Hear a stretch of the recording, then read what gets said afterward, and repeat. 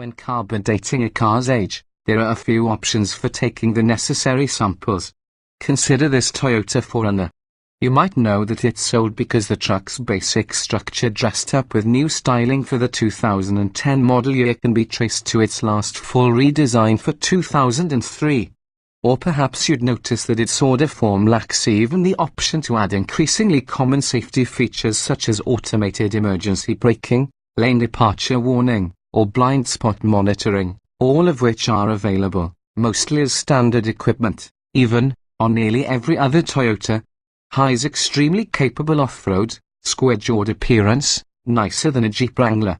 Low's geriatric platform and feel, tight rear seat.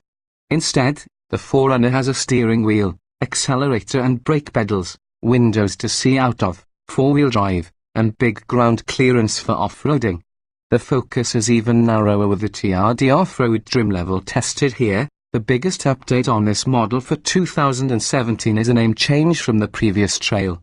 Sitting just beneath the hardcore TRD Pro and above the base SF5 on the 4Runner's performance pyramid, the off-road lacks the Pro's Bilstein shocks, special springs, and TR-branded Toyota Racing Development skid plates and black-painted wheels. Even so, it's set up to get dirty with a standard electronically locking rear differential, Toyota's multi-terrain select and crawl control electronic traction aids, and substantial Dunlop Grand Trek tires. For an extra $1,960, the TRD Off-Road is available in premium trim. Previously, this was referred to as the Trail Limited model, adding standard goodies such as a 6.1-inch touchscreen with navigation, Fox leather seat upholstery, heated front seats, an auto-dimming rear view mirror, and TRD lettering on each front seat headrest. Our non-premium model at the $345 includes premium audio and navigation package, which brings the aforementioned 6.1-inch infotainment system. Engage your own 4x4. More critical to the 4Runner's mission, however, is the TRD Off-Road's part-time four-wheel drive system, which is activated via a muscular transfer case lever and requires the transmission be placed in neutral to switch between two-wheel drive and four-wheel drive high or low range. Our test Toyota was further optioned with the $1,750 Kinetic Dynamic Suspension System KDSS, which electronically disconnects the anti-roll bars to free up more wheel articulation during rocky excursions. Opting for this trick hardware triggers a $750 Keep It Wild discount, which more than offset our truck's $350 sliding rear cargo shelf that can extend beyond the tailgate opening to ease loading and unloading. Alone, our trail-ready 4Runner came to $40,240, fairly reasonable given the truck's equipment absent safety gear notwithstanding and the ever-increasing prices seen among crossovers and SUVs. You'd have to spend another $10,000 to drive off in the basest Land Rover Discovery. The Toyota's MSRP invites comparisons to Jeep's Ford's or Wrangler Unlimited Rubicon. Both are among the dwindling handful of SUVs capable of leaving the mall parking lot the grassy way, both have 4 doors, both are similar in size, and both cost about the same when optioned similarly. They've both been around for a long while, too, with a generation Jeep dating to 2007, but there's an all-new Wrangler coming for 2018. Another difference, the Toyota's roof doesn't come off, but its rear window, the one in the tailgate, can retract for semi-open air motoring. Or to make it easier to poke one end of a surfboard out of the cargo hold. The Toyota's 9.6 inches of ground clearance and 33-degree approach and 26-degree departure angles aren't as extreme as the Wrangler Unlimited Rubicon's 10.0-inch and 42.2 and 32.5-degree measurements. Still, they allow the 4Runner to scamper over the sort of obstacles that would leave most modern crossovers panting and begging for mercy.